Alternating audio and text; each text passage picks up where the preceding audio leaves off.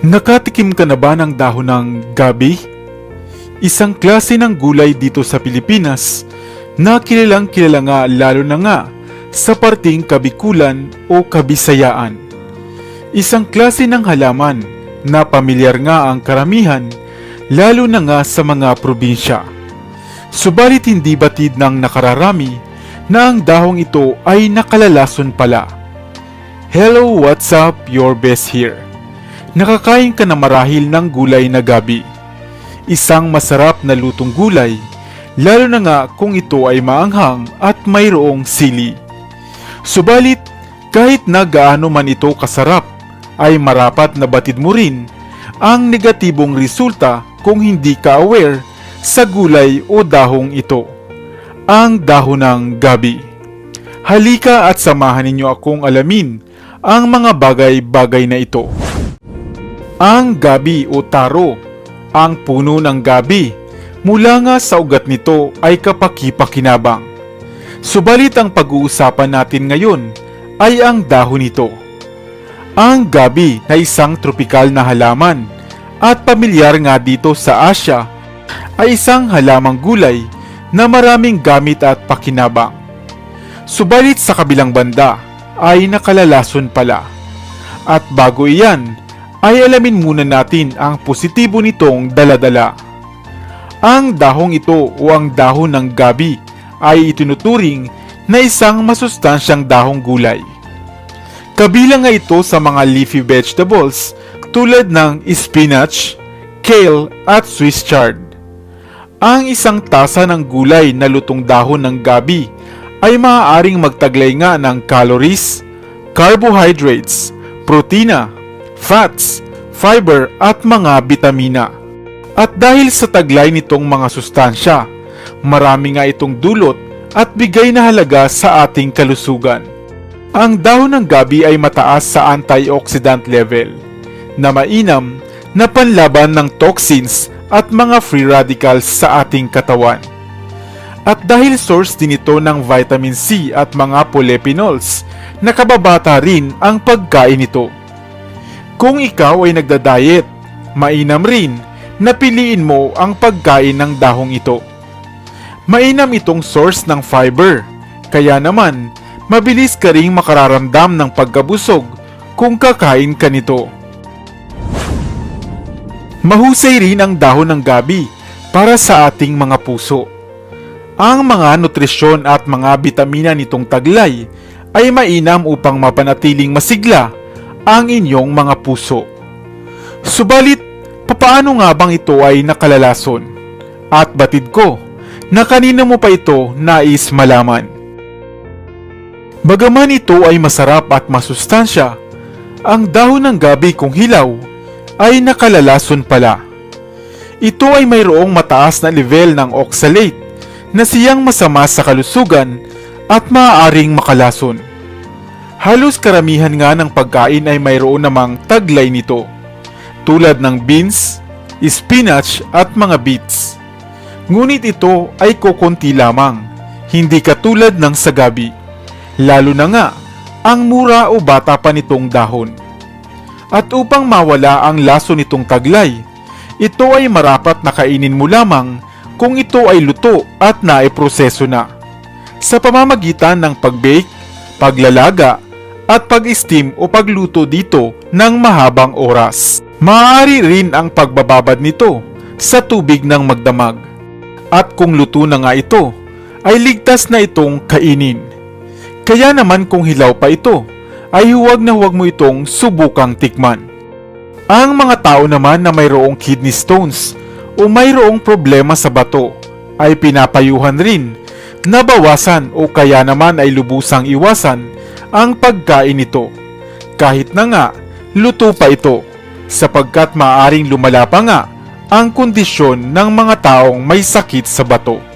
Sa kabuuan ay marapat na siguruhing luto at naiprepara ng tama ang mga kinakain nating gulay, sapagkat kahit gaano pa nga ito kasustansya, kung naiprepara ng mali o maling pamamaraan, ay maaari ngang mailagay sa peligro ang pamilya at ang inyong buhay. Ikaw, Ano ang paborito mong luto sa dahon ng gabi?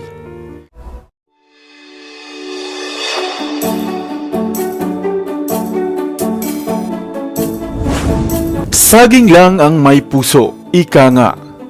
Subalit nakatikim ka na ba ng putahe mula rito o mula sa puso ng saging? Isang simpleng gulay, buhat sa puno ng saging. Subalit magugulat ka dahil baka ito na nga ang pagkaing lulutas sa mga nararamdaman mo at mga karamdamang iyong iniinda. Hello, what's up? Your best here.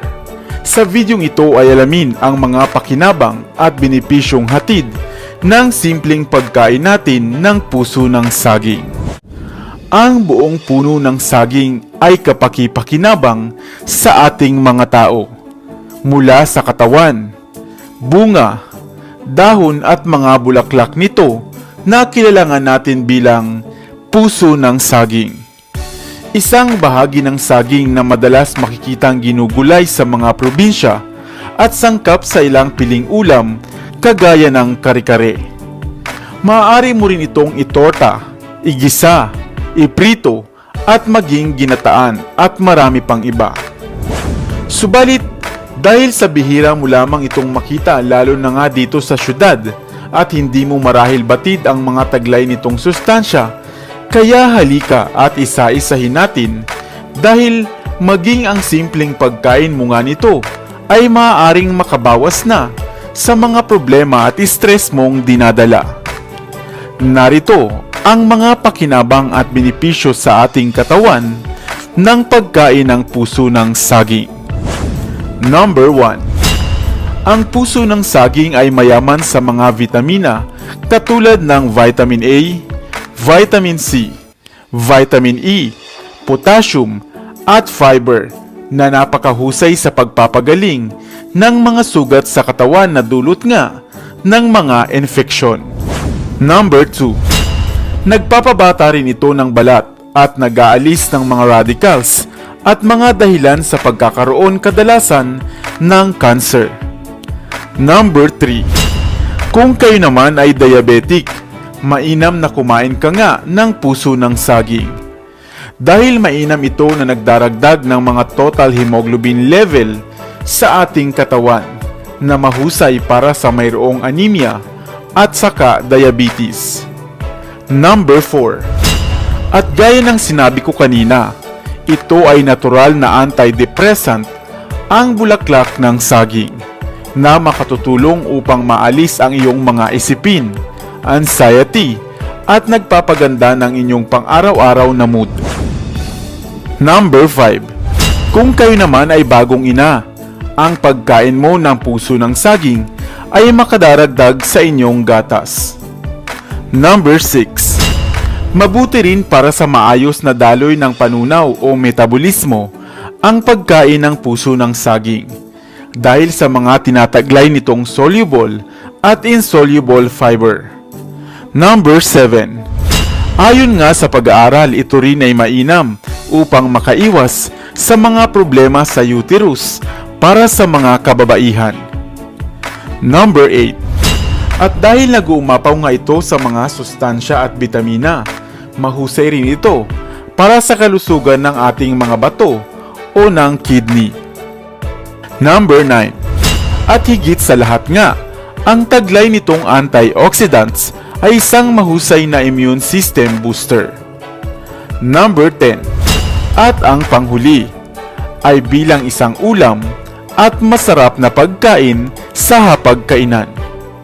Ikaw, anong putahe o luto ng puso ng saging na ang iyong natikman? Kumakain ka rin ba nito? Maaari mo itong lamasin sa asin o kaya ay sa suka upang maging masarap at ang paklang lasa nito ay mawala.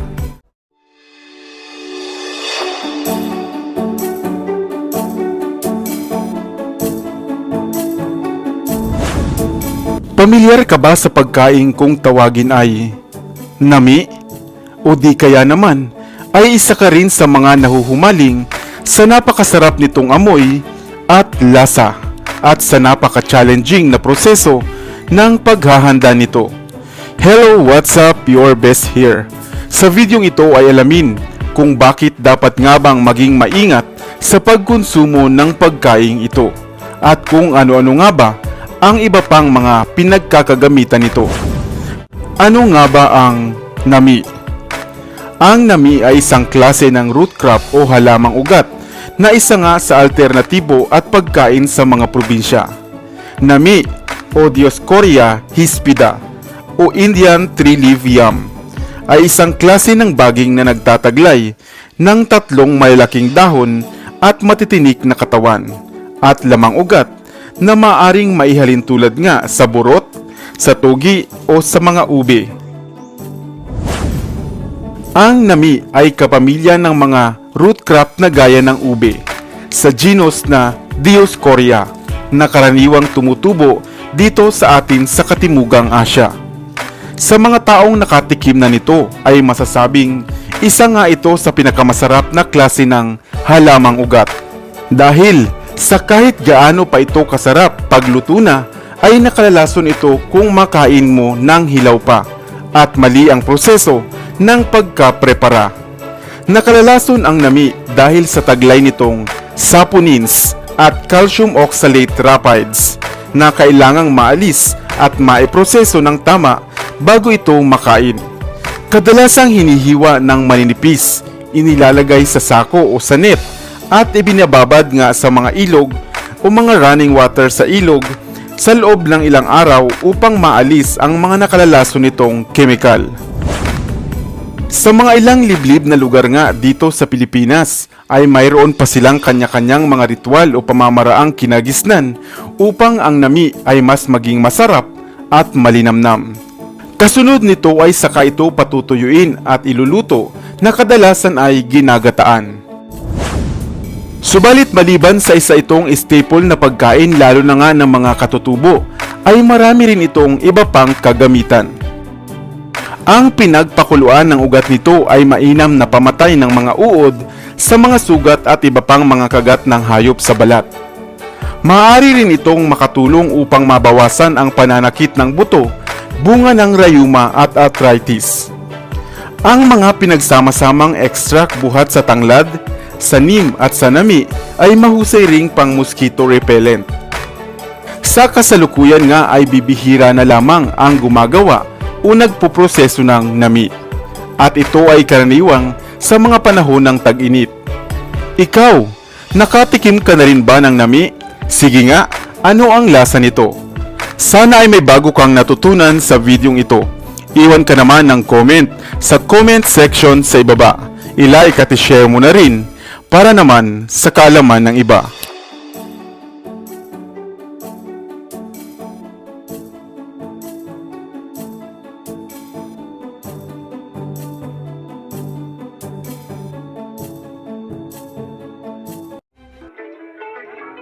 Dito na sa Best TV, tayo ay matuto, utak mapuno ng bagong kaalaman. Dito na sa Best TV, tayo ay lumibot, lihim na mundo ay ating matuklasan. Dito yan sa Best TV, dito yan sa Best TV, dito yan sa Best TV.